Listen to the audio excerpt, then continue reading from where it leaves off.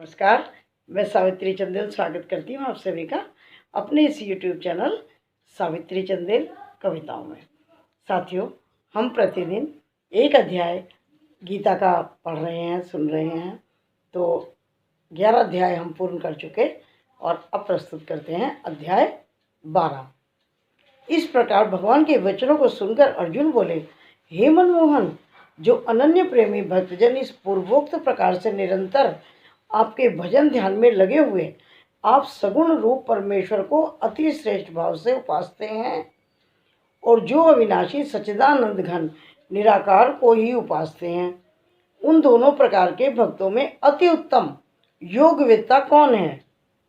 इस प्रकार अर्जुन के पूछने पर श्री कृष्ण भगवान बोले, हे अर्जुन, मेरे में मन को एकाग्र करके निरंतर मेरे भजन ध्यान में लगे हुए जो भक्तजन अतिशय श्रेष्ठ श्रद्धा से युक्त हुए मुझ सगुण रूप परमेश्वर को भजते हैं, वे मेरे को योगियों से भी अधिक उत्तम योगी मान्य हैं। अर्थात उनको मैं अति श्रेष्ठ मानता हूँ। और जो पुरुष इंद्रियों के समुदाय को अच्छी प्रकार वश में करके मन बुद्धि से परे सर्वव्यापी अकथनीय स्वरूप और सदा एक रस रहने वाले नित्य अचल निराकार अविनाशी सच्चिदानंद घन ब्रह्म को निरंतर एक ही भाव से ध्यान करते हुए उपासते हैं, वे संपूर्ण भूतों के हित में रत हुए और सब में समान भाव वाले योगी भी मेरे को ही प्राप्त होते हैं। किंतु उन सच्चिदानंद घन निराकार ब्रह्म में आसक्त हुए चित्त वाले पुरुषों के साधन में क्लेश अर्थात परिश्रम विशेष है, क्योंकि देहाभिमान नियमों से अव्यक्त विषयक गति दुख पूर्वक प्राप्त की जाती है। अर्थात जब तक शरीर में अभिमान रहता है तब तक शुद्ध सच्चिदानंद घन निराकार ब्रह्म में स्थिति होनी कठिन होती है। और जो मेरे परायण हुए भक्तजन संपूर्ण कर्मों के मेरे में अर्पण करके मुझ सगुण रूप परमेश्वर को ही तैल धारा के सदृश अनन्य ध्यान योग से निरंतर चिंतन करते हुए भजते हैं, हे अर्जुन, उन मेरे में चित्त को लगाने वाले प्रेमी भक्तों का मैं शीघ्र ही मृत्यु रूप संसार समुद्र से उद्धार करने वाला होता हूँ। इसलिए हे अर्जुन, तू मेरे में अपने मन को लगा और मेरे में ही बुद्धि को लगा। इसके उपरांत तू मेरे में ही निवास करेगा, अर्थात मेरे को ही प्राप्त होगा। इसमें कुछ भी संशय नहीं है। यदि तू मन को मेरे में अचल स्थापना करके समर्थ नहीं हो पाएगा तो हे अर्जुन, अभ्यास रूप योग के द्वारा मेरे को प्राप्त होने के लिए इच्छा कर। यदि तू ऊपर कहे हुए अभ्यास में भी असमर्थ है तो केवल मेरे लिए कर्म करने के ही परायण हो। इस प्रकार मेरे अर्थ कर्मों को करता हुआ भी मेरी प्रतिरूप सिद्धि को ही प्राप्त होगा।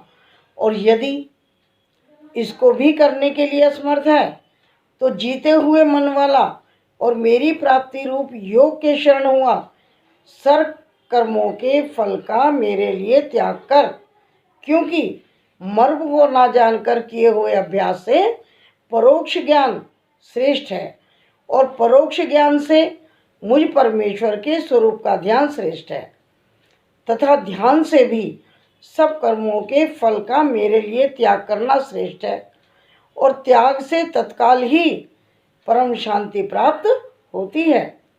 इस प्रकार शांति को प्राप्त हुआ जो पुरुष सब भूतों में द्वेष भाव से रहित और स्वार्थ रहित, सबका प्रेमी और हेतु रहित दयालु है तथा ममता से रहित एवं अहंकार से रहित, सुख दुखों की प्राप्ति में सम और क्षमावान है, अर्थात अपराध करने वाले को भी अभय देने वाला है, तथा जो ध्यान योग में युक्त हुआ निरंतर लाभ हानि में संतुष्ट है तथा मन और इंद्रियों सहित शरीर को वश में किए हुए मेरे में दृढ़ निश्चय वाला है, वह मेरे में अर्पण किए हुए मन बुद्धि वाला मेरा भक्त मेरे को प्रिय है, जिससे कोई भी जीव उद्वेग को प्राप्त नहीं होता है और जो स्वयं भी किसी जीव से उद्वेग को प्राप्त नहीं होता है, तथा जो हर्ष, अमर्ष, भय और उद्वेग आदि को रहित है,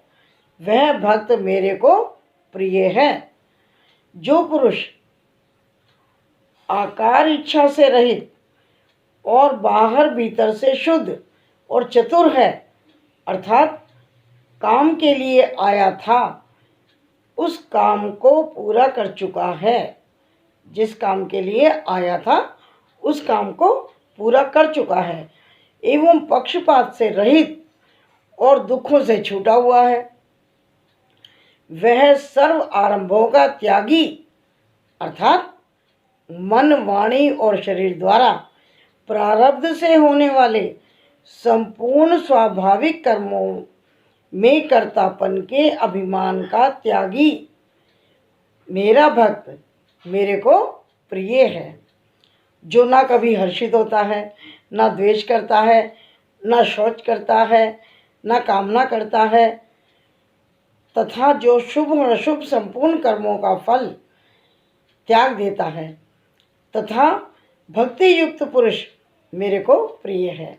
जो पुरुष शत्रु मित्र में, मान अपमान में सम है, तथा सर्दी गर्मी, सुख दुख आदि के द्वंद्वों में सम है और सब संसार में आसक्ति से रहित है, तथा जो निंदा स्तुति को समान समझने वाला और मननशील है, अर्थात ईश्वर के स्वरूप का निरंतर मनन करने वाला है, एवं किस प्रकार से भी शरीर का निर्वाह होने में सदा ही संतुष्ट है और रहने में, स्थान में ममता से रहित है, वह स्थिर बुद्धि वाला भक्तिमान पुरुष मेरे को प्रिय है।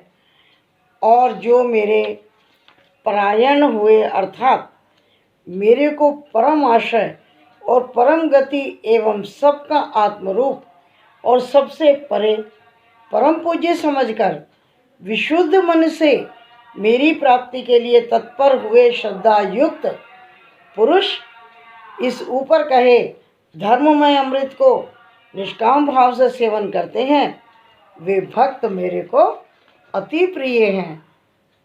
अध्याय 12 समाप्त होता है। धन्यवाद। यदि आपको ये पठन कार्य, श्रवण कार्य अच्छा लगा हो, पसंद आया हो, तो कृपया मेरे चैनल को सब्सक्राइब, लाइक एंड शेयर कीजिएगा। धन्यवाद। नमस्कार।